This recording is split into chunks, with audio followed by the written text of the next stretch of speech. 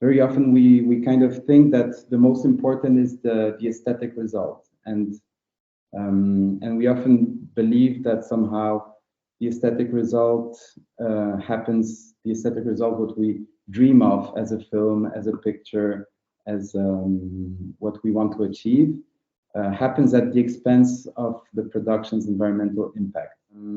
And the least thing we think of on set or in pre-production is what will this mean for the environment.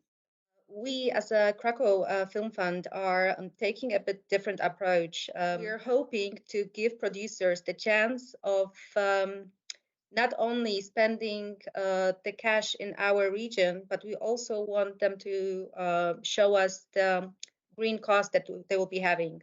So we would be giving the producers the money, and then they would need to show us the green funds that they're using it on.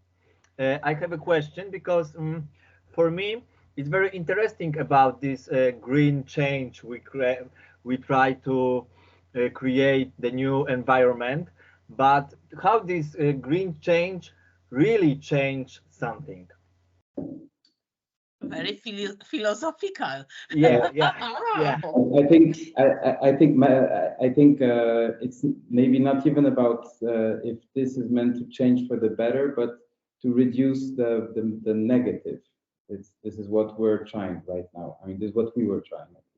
We have to remember that film has double impact, yes, by the form and by the content. So this is our responsibility to deal with the topic, and a double impact of our sector to deal with the climate action and climate crisis. So